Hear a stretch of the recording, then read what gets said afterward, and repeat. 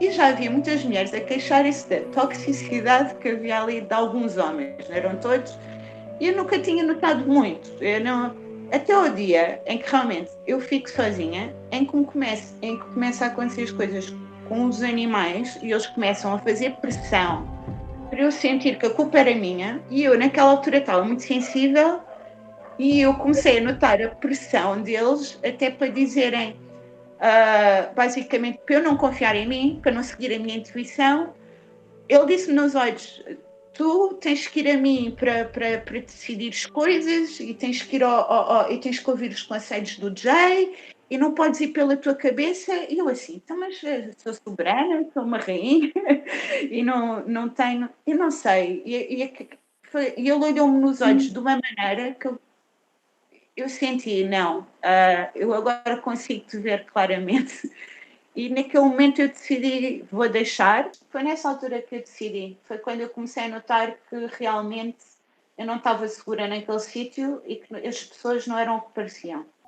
Ouvimos Ana Sofia, ex-membro do Reino do Pinhal, no momento em que decide ir embora desta comunidade muito recente que ganhou vida em Oliveira do Hospital. Hoje em dia não se sabe ao certo quantas pessoas fazem parte dela, mas já chegaram a ser mais de 100. Que seita é esta e que segredos escondem o seu líder e os seus seguidores? Bem-vindos ao Dominó, um podcast da MC Crime. Eu sou a Rita Camarneiro. O Reino do Pinhal está localizado num terreno a 20 km da cidade de Oliveira do Hospital, no distrito de Coimbra. Assume-se como uma comunidade soberana e independente. Os seus membros têm até um passaporte criado pelo líder, onde desde logo assumem um outro nome. Este líder, antes de criar o autodenominado reino, chamava-se e chama-se, para todos os efeitos, Martin Kenny. Nasceu no Zimbábue, sempre quis ser chefe de cozinha e com 20 anos emigrou para o Reino Unido. Estudou e conseguiu a carreira que tanto desejava, sempre ligado à cozinha. Foi também no Reino Unido, em Southampton, onde ele vivia, que conheceu a sua primeira mulher, a Gabriela, e com ela tiveram 2 filhos. Tudo parecia ser um caso de sucesso de alguém que tinha conseguido efetivamente uma vida melhor e estável noutro país. Mas aos 36 anos de idade, Martin confessa que teve uma experiência espiritual profunda que mudou completamente a sua visão sobre o mundo. Entre os vídeos de receitas maravilhosas partilhadas nas suas redes sociais, passou também a divulgar algumas mensagens mais disruptivas, digamos assim. On the 5th of May, during the full moon, the spell of Atum will be lifted. Passa a adotar o nome de Água Akbal Pinheiro e a dedicar-se ao esoterismo, assumindo-se como filósofo espiritual. Nos vídeos de propaganda, chega a questionar a ida do homem à Lua, defende que é o Sol que gira à volta da Terra e eu sei o que é que vocês estão a pensar, que a Terra é plana. Pelo menos não acredita que a Terra seja redonda. Às tantas até pode defender que tenha outra forma, tipo um papo seco. Também é bem redondo um papo seco. Um pão não é melhor, não é o melhor. Bem, adiante. As teorias de conspiração iam-se somando, assim como os seus seguidores, à procura de legitimidade para as suas ideias e à procura de uma ideologia e sistemas alternativos que lhes oferecessem paz e alegria. Com cada vez mais apoiantes, decide deixar o Reino Unido com a sua mulher Gabriela e viajam para Portugal em 2019, mas é em 2020 que se mudam definitivamente para aquele que é conhecido hoje como o autoproclamado Reino do Pinhal. O terreno foi comprado pelo futebolista dinamarquês que joga no clube Midtjylland, Pione Sisto, cuja carreira tem sido pontuada por vários comportamentos insólitos. Começou por se destacar dos demais em criança pela sua técnica a jogar à bola e foi considerado um jovem prodígio, disputado por alguns clubes europeus, nomeadamente o Celta de Vigo, onde jogou emprestado.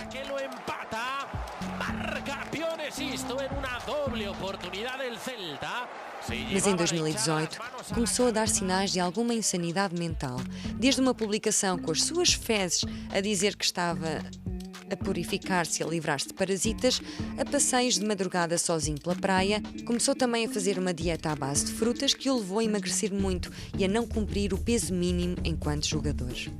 Chegou mesmo a ser dispensado do Celta de Vigo quando, em vez de ir para o treino, como era habitual no seu carro, viajou durante 3 semanas até à Dinamarca, a partir de Espanha até à Dinamarca. São cerca de 3.000 quilómetros. Os sinais de que alguma coisa se passava em termos psicológicos eram visíveis, e isto aconteceu já durante a pandemia, o que o levou a ser dispensado daquele clube e a voltar ao Midtjylland.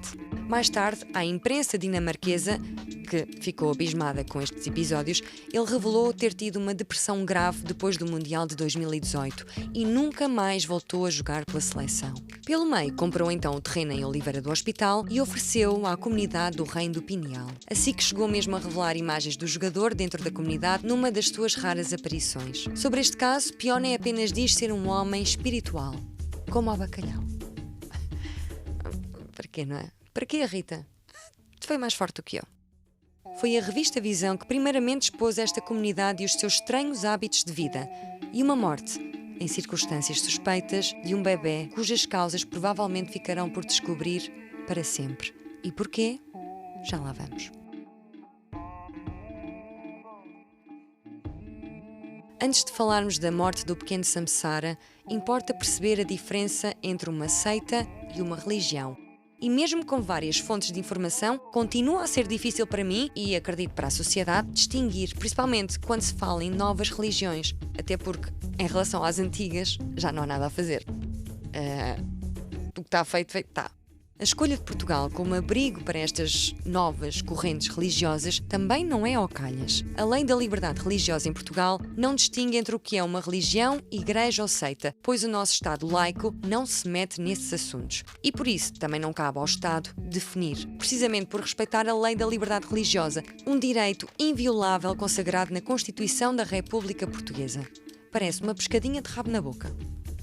O conceito de seita começou a ser estudado por alguns sociólogos no início do século XX, referindo-se a grupos religiosos recém-formados que protestavam de alguma forma contra elementos das religiões dominantes, nomeadamente a católica. As seitas podem caracterizar-se por serem inflexíveis, não se baseiam em verdades bíblicas ou religiosas, mas antes nas vontades e interesses de um líder, quase sempre autoproclamado e endeusado pelos demais, em que as regras são fruto da mente do homem. Sugiro um artigo no Observador escrito em 2017 pela jurista Cláudia Alves Pratas, que fala precisamente sobre o conceito de seitas e no qual eu me baseei. Porque de facto é difícil definir uma seita. Em termos latos, diria que é quase sempre um grupo liderado por uma pessoa autoritária, hedónica, narcisista e muitas vezes com laivos de esquizofrenia. Mas esta é a minha definição. Alguém que almeja o poder de controlar um grupo até na sua intimidade e sempre com o intuito de aumentar a sua influência e seguidores é alguém extremamente perigoso. O líder prima também por ser carismático e temos vários exemplos ao longo da história, desde Charles Manson ao Edir Macedo, criador da URD, ou até mesmo Ron Hubbard, que fundou a Cientologia. Em todos estes casos existe abuso de poder, exploração, que normalmente é gradual até os fiéis ficarem totalmente rendidos e dominados por alguém normalmente muito ganancioso e sádico. Nestes grupos cultiva-se a desigualdade e até a competição entre seguidores. São despojados de tudo, das suas relações familiares, para não falar dos bens, das ideias e do próprio corpo, muitas vezes. Tudo parece pertencer a um e só um único líder, que normalmente tem vários braços direitos, como os garantes da lei divina, que de divino tem muito pouco. O primeiro perigo para este líder é quando é questionado. Cultiva-se o sentimento de culpa e de vergonha naqueles que ousam desafiá-lo. Aliás, no Reino do Pinhal, chegavam mesmo a insultar e a ser agressivos psicologicamente, principalmente com as mulheres. Ele, na noite anterior, tinha-me falado de um grupo de pessoas que lá havia que eram mais espirituais. E ele a dizer, há aqui umas pessoas que são mais espirituais, eles estão a tentar fazer as coisas à maneira deles, eu não quero as coisas assim tão espirituais. Eu, na altura, nem conhecia as pessoas. E eu disse, se calhar o melhor é focarmos nas coisas que temos em comum, em vez de estarmos a focar nestes pequenos pormenores. E no dia a seguir, quando chegou ao meeting, ele estava a ser verbalmente agressivo para uma das mulheres que lá estava, que era a Biba, que era por acaso ela foi uma jornalista inglesa da BBC no passado, sim, mas ela tem assim uma visão muito, ela já não é jornalista, pronto, agora tem outras coisas, e ele na altura disse coisas que tinham a ver, ele basicamente chamou-lhe nomes e deu a entender que ela era isto e outra coisa. Eu não gostei daquela abordagem. Estamos a falar de nomes, por exemplo, degradantes? Sim, degradantes, sim. E porquê? Porque ela também se virava muito contra. Havia lá um rapaz que ainda lá está, que é o DJ, que ele é muito bruto a falar para as pessoas, mesmo para as crianças. E ela tinha 2 crianças, e as crianças dela, por exemplo, não eram vegetarianas, nem quando foram para a comunidade. E tu chegas lá e começas a mudar a tua dieta. Eu própria, eu não era vegana quando fui para lá, aliás, nunca fui vegana, e chegava ali, às vezes eu tenho aquela coisa de comer entre refeições ou antes de ir para a cama, e tu chegas ali e não podes fazer isso, porque eles vão-te dar a entender que estás a fazer algo de mal ou que não podes tirar, quando tu contribuíste com dinheiro para a comunidade, não é? Agora, imagina uma criança que não é que nem vegetariana é, e que vai, por exemplo, à cozinha buscar uma cenoura e depois tem lá um homem assim, a falar mal para ela e a dizer que não podes fazer isto ou aquilo. Há certas pessoas que não gostam, ainda mais um homem que não era pai, que era o Jay, neste caso. Quem és tu para dizer o que é que os meus filhos podem comer ou não comerem? Então ela tinha uma espécie de atrito com esse homem, que é o Jay, e depois o Martin, ele defendia sempre o Jay, então acabava por vezes ser muito bruto na forma de falar com as pessoas, principalmente com as mulheres, era mais com as mulheres. Juntar-se a este tipo de cultos é de caráter normalmente voluntário, mas uma vez lá dentro, há que seguir cegamente as regras. É cultivado um sentimento de elite, uma vez que são os únicos detentores da verdade. E ó que verdades! Num dos vídeos do Reino do Pinhal podemos escutar o seu líder, Água Aquebal Pinheiro, portanto o Martin, a dizer que durante 21 dias não comeu nem bebeu água e apenas consumiu a sua própria urina. E dizia que a cada dia que passava, sentia-se com mais energia. Pá, que nojo! É um facto que há muito na nossa existência que desconhecemos, mas devemos sempre desconfiar quando um homem ou uma mulher, falsos profetas, até porque não sei se há verdadeiros profetas, né? Hoje em dia, não é? Hoje em dia já não há hoje em dia já não há profetas verdadeiros. É uma chatice. Será que alguma vez houve profetas verdadeiros? Não serão eles sempre falsos? Isto fica uma conversa para depois. Bom, mas adiante. Devemos sempre desconfiar quando um homem ou uma mulher, falsos profetas, nos oferecem respostas para todas as dúvidas no universo, que se aproveitam de quem os segue, dos fiéis, que acreditam na busca da felicidade, do prazer e que se aproveitam da sua fé para satisfazer os interesses próprios, quer sejam materiais, corporais ou simplesmente por vaidade, por quererem admiração. E Martin não está longe disso. No entanto, as seitas não se apresentam inicialmente como algo tão repulsivo como mais tarde acabam por ser. Ana Sofia conta que antes nem era um reino, era apenas uma comunidade que se queria focar no trabalho na terra, na permacultura, numa alimentação vegana, no yoga, meditação. Mas, rapidamente, Martin passou a querer um território soberano. Segundo Vivian, outra mulher que saiu da seita com quem nós falámos, Martin começou a sentir-se aborrecido e a sua megalomania fez com que passasse a querer um reino soberano, independente, e tudo centralizava na sua figura, que contava com 2 discípulos, braços direitos, o Jay e o Ja. E a própria Vivian, que dada a sua experiência na escrita, ajudou a escrever um manifesto. Um manifesto que ela começou a achar que não fazia qualquer sentido e essa desconfiança, claro, despertou a fúria de Martin e pouco depois também ela saiu da seita. Aqui podemos ouvir o presidente da Câmara de Oliveira do Hospital a falar sobre uma reunião camarária onde o grupo pedia precisamente independência do seu reino. Queixas contra a comunidade, anónimas e assinadas.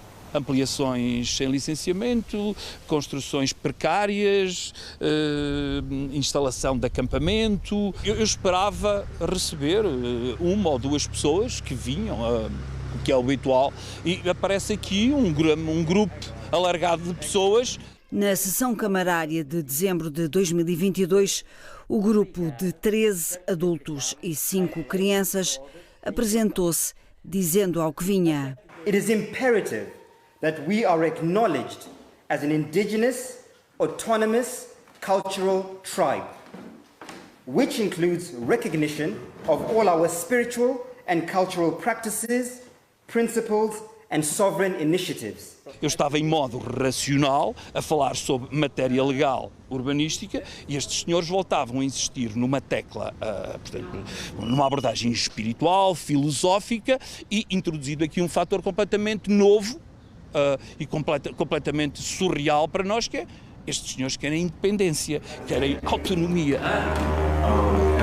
Foi-lhes dito num dado momento, na reunião pública em que eles fizeram essa proclamação, que, estando em Portugal e sendo bem-vindos a Oliveira do Hospital, tinham que cumprir o ordenamento jurídico constitucional português. Embora o Reino do Pinhal seja percepcionado como uma comunidade pacífica que se diz viver de acordo com a natureza e respeitando-a, Ana Sofia conta como havia comportamentos ou ideias incoerentes e que foi tendo cada vez menos liberdade. Era controlada até naquilo que comia. Foi encorajada a afastar-se da sua família, assim como os restantes seguidores, que é uma outra característica das seitas. Hostilizar quem não está dentro delas, promover o corte emocional e físico com o chamado exterior, que é o mundo que eles sempre conheceram, com mãe, pai, irmãos. É o detachment, é o desapego,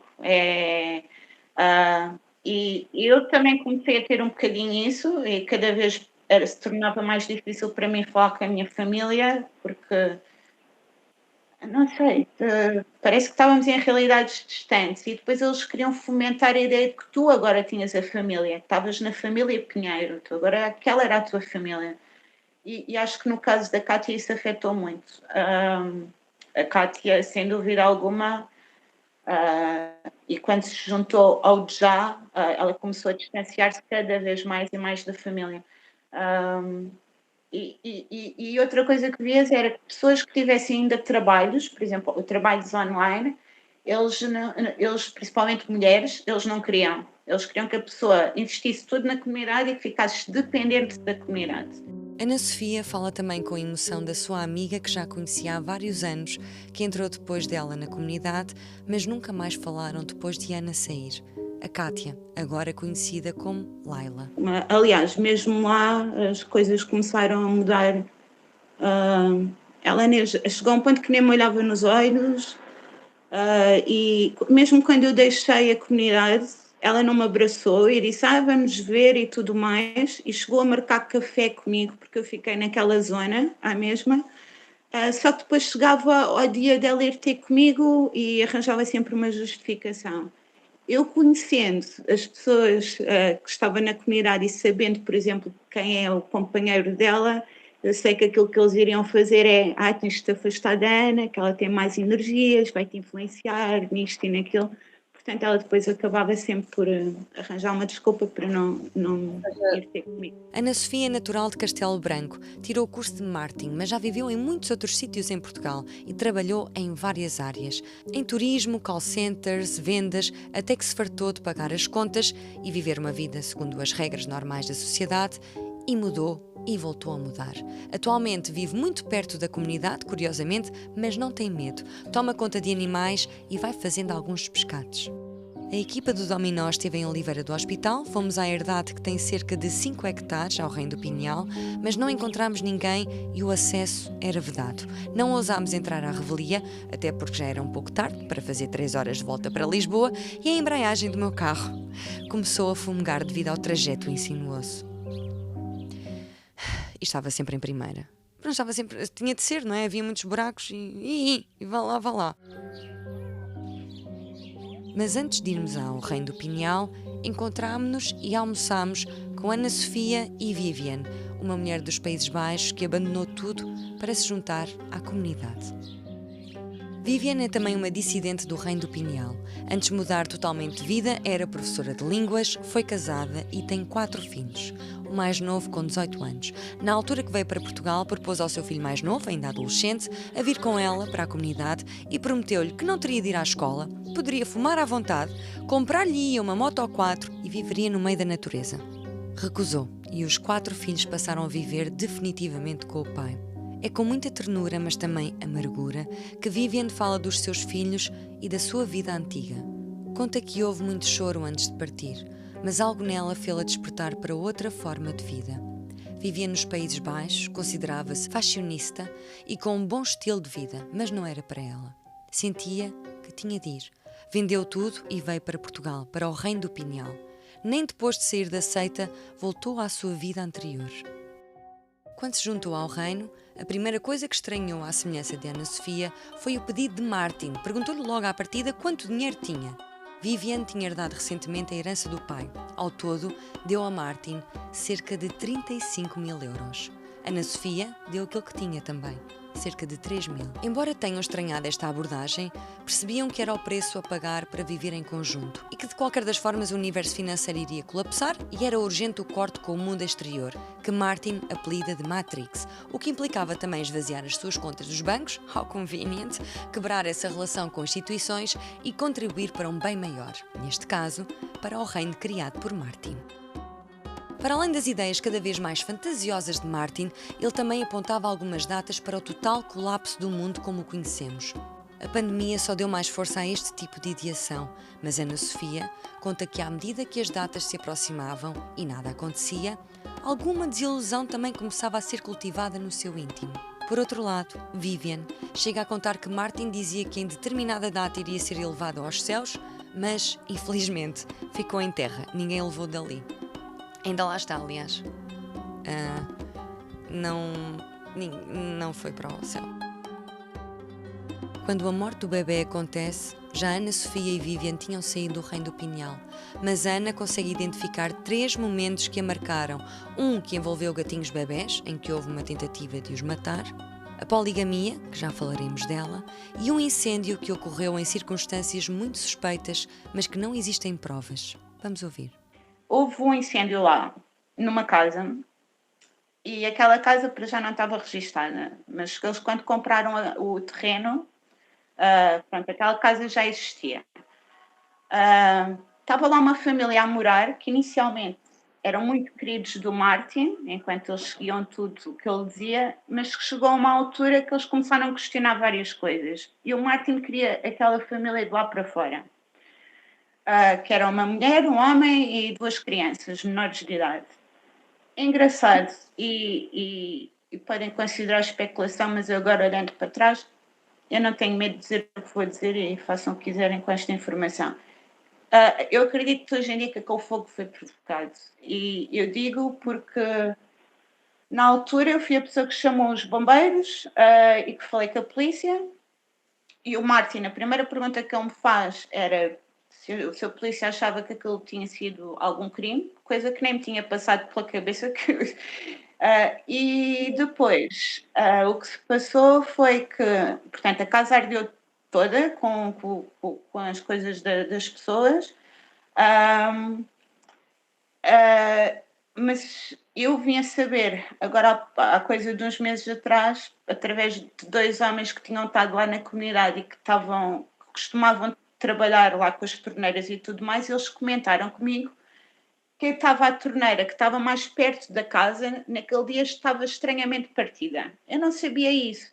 Eu, na altura, eu lembro-me de ter perguntado ao Martin e ao Jay, porque era perto deles os 2.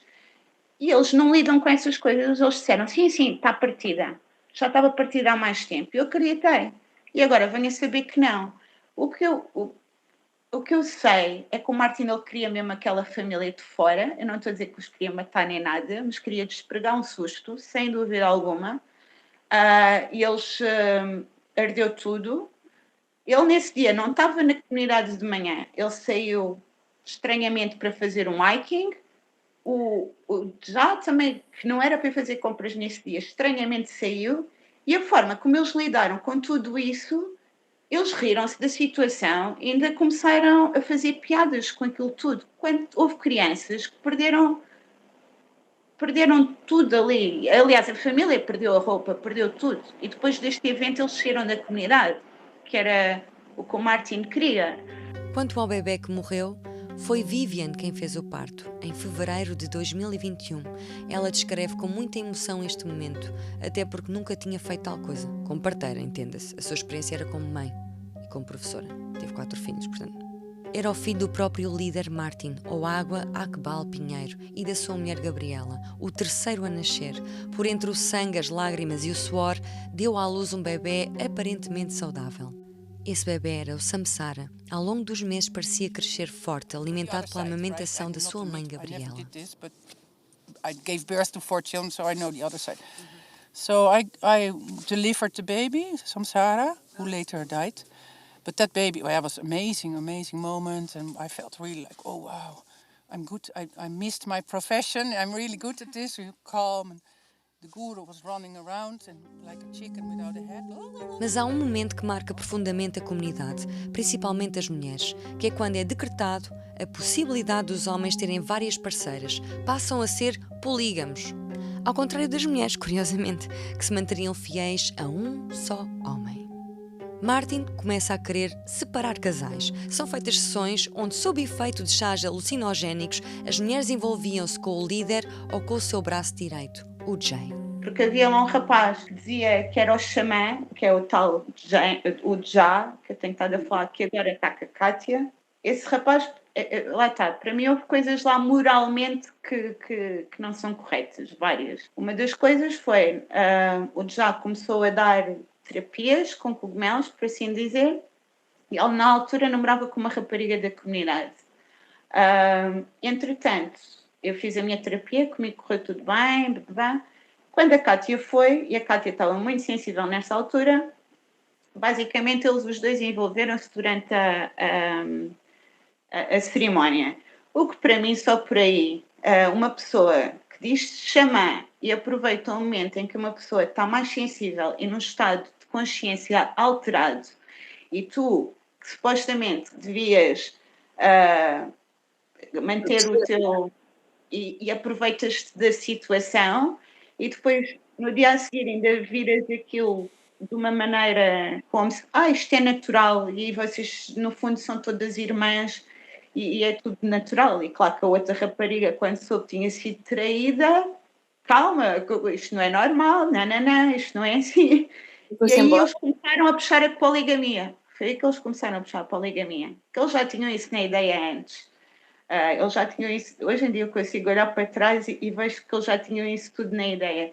Mas usaram, e foi aí que começou, através de uma traição entre amigos e namorados, que a história da poligamia começou a cada vez ficar a ser mais puxada em todos os assuntos. E poligamia, ou seja, e estamos a falar de mulheres também com vários homens e não, homens com várias mulheres. As mulheres não podem. Os homens podem, as mulheres não. E depois é engraçado, porque eu agora, olhando para trás, começo a perceber o porquê de casais que lá estavam, no caso, o Martin, o Jai e o Jay, tentarem investigarem algumas discussões entre eles, agora faz-me sentido, que é para separarem o casal, por assim dizer, e também começo a olhar para trás e vejo que não lhes dava jeito de ter determinadas pessoas lá, pessoas que não estavam abertas a isso. O terceiro filho de Martin e Gabriela tinha então acabado de nascer quando ele se envolve com uma outra mulher, com a qual, aliás, já tem outro filho, que aparece muito nas redes sociais desta seita. Viviane conta que Gabriela, a mãe do bebê, ficou visivelmente perturbada com esta traição, embora verbalmente nunca tivesse expressado. Mas a sua existência já não era a mesma. Viviane acredita que isto terá levado a que também o bebê Samsara adoecesse. E por último, foi isso que determinou o seu desfecho, a sua morte. Samsara morreu com 14 meses, em abril de 2022. Era apenas alimentado a leite. Algo estranho para quem tem 14 meses. Por essa altura os bebés já comem sólidos. Não digo cabrito, até porque a comunidade era vegan, mas sopas. É a partir dos 8, 9 meses que se deve fazer essa transição, a par com a amamentação, se for caso disso, se ainda houver leite. Mas acho que, se não estou em erro, acho que se dá leite e sopa. A partir dos 8, 9 meses. Se não houver leite de mama, é leite... não sei, não é? Leite em pó de mama. A notícia desta morte só é conhecida publicamente em 2023.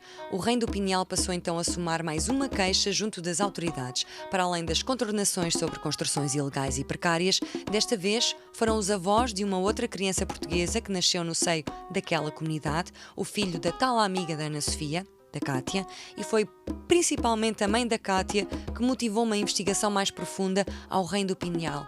Ela apresentou queixas junto do Ministério Público, que fez com que se ficasse a conhecer a morte do pequeno Samsara. PJ, Segurança Social e CEF. Os avós lutam pela custódia da criança, mas entretanto, Kátia, o seu namorado Já e uma segunda namorada dele foram viver para a Costa Rica, no fundo para fugir à obrigação de entregar a sua filha. Fugiram quando rebentaram as notícias sobre o clube. Other thing that I know, a mãe da Kátia disse-me também que pela altura, portanto, ele morreu já com 13 meses. Eu sei que a partir de determinada altura deves começar a comer sólidos. E pelo que a Kátia na altura disse à mãe, a criança não estava a comer sólidos, ou começou só a posteriori. Isso também pode ter afetado a alimentação. Para mim não tem a ver com vacinas, porque a criança, eu saí em junho, a criança nasceu em fevereiro, a criança estava a desenvolver muito bem. A criança já se punha de pé, tinha os olhos brilhantes. Eu até dizia, o que é que se passa com esta criança? Isto vai começar a andar ainda antes do tempo. Por isso eu acho que a própria mãe da criança diz que a saúde da criança foi afetada a partir do momento em que todas as coisas começaram a mudar. Pai, eu como acredito que qualquer doença é um sintoma de algo mais profundo, na minha perspectiva estas coisas estão relacionadas.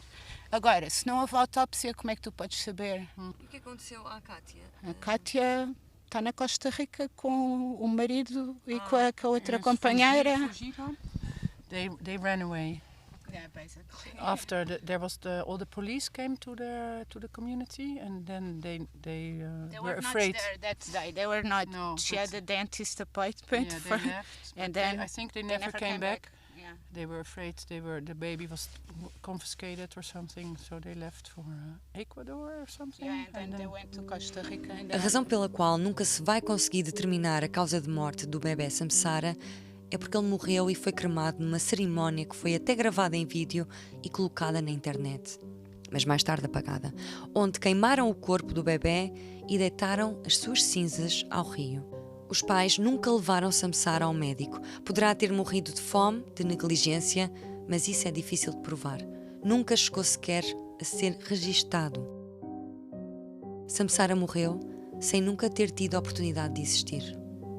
E foi isto que chocou e choca o país. Foi cremado sem conhecimento de quaisquer autoridades fora da seita. Notícias recentes dão conta de que as crianças que vivem e crescem no Reino do Pinhal já frequentam a escola porque foram obrigadas pelas autoridades, porque eles podem ter as suas regras e não acreditar na ciência ou nas leis, mas estão num Estado que reconhece, felizmente, o direito à educação. Há vários vídeos destas crianças nas redes sociais, parece-me até que exploram bem a sua imagem. Podemos ver um menino pré-adolescente, o filho do líder Martin, e da sua primeira mulher, Gabriela, a fazer música, a discursar, a partilhar aquelas mensagens e teorias fruto da mente daqueles homens que comandam a comunidade e que, sim, só podem ser perigosos, como são todas as seitas.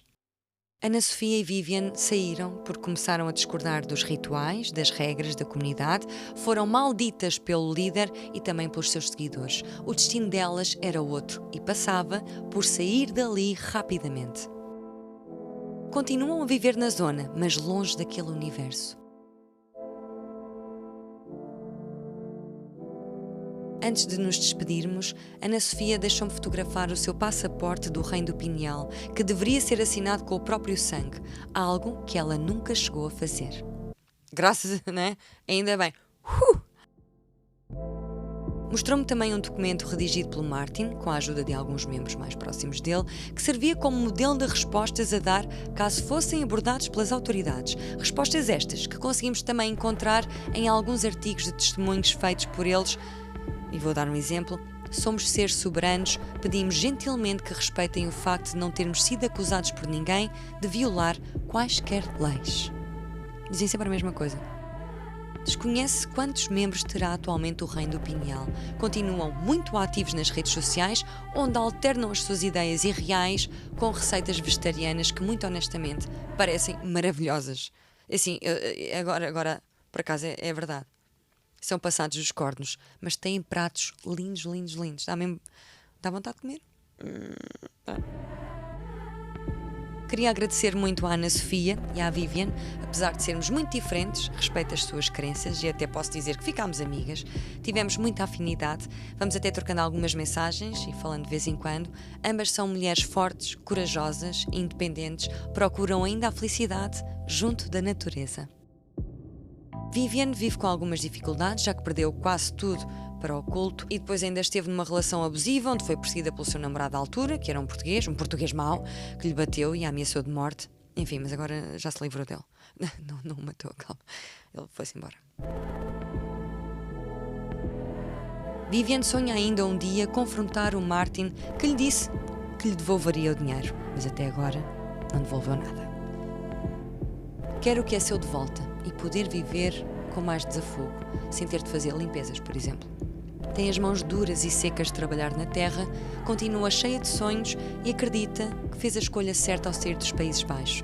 Aquilo que parecia ser uma comunidade livre, a viver em harmonia com a natureza, revelou-se rapidamente numa seita machista que defende teorias da conspiração, contra a medicina tradicional, contra as vacinas, metendo em risco as pessoas que cegamente seguem um líder que nem do seu filho soube cuidar, mas que em tempos já foi mais forte.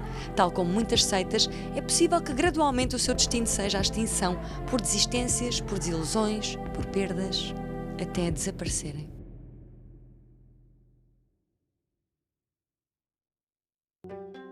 No guião, locução e edição Rita Camarneiro, produção Guilherme Michelini, banda sonora original e sonoplastia de Pedro Durão, investigação Domingos Nobre, Inês Marques e Rita Camarneiro, marketing criativo Tatiana Medeiros. Desta vez, a sonoplastia não foi feita pelo Martim Cardoso, porque ele foi pai esta semana. Parabéns a ele e à sua mulher, muitas felicidades e a partir dos 8, 9 meses já sabem dar sol. Não sei porque é que me estou a rir. E a partir dos 8, 9 meses já sabem, sólidos. Queria também agradecer a todos os participantes do Passatempo do Clubin, li as mensagens e fiquei arrepiada. Muito obrigada em nome de toda a equipa, cheguei mesmo a emocionar-me. O que eu vou dizer é um clister, eu digo clister em vez de clichê, mas pronto, vou ter de dizer, sem vocês isto não era possível. Muito obrigada. Aproveito também para sugerir uma série que vai estrear já no próximo mês no AMC Crime, dia 7 de maio, chama-se Caçador de Assassinos e retrata a história do tenente Joe Kanda e da sua equipa do Colorado Springs, que resolveram um número sem precedentes de homicídios, foram 387. Valentes. Que corresponde a uma taxa de resolução de crimes de 92%. Em cada episódio, Kenda narra na primeira pessoa as histórias dos mais perturbadores e desafiantes casos de homicídio em que participou. Uma série que nos leva aos bastidores da investigação criminal ao lado de um dos melhores detetives de homicídios do mundo. Estreia então, dia 7 de maio, no AMC Crime. Este foi o Dominó, um podcast AMC Crime. Eu sou a Rita Camarneiro e os próximos episódios serão em vídeo, mas irei colocar também em formato podcast. Espero que gostem e muito obrigada. Tchau!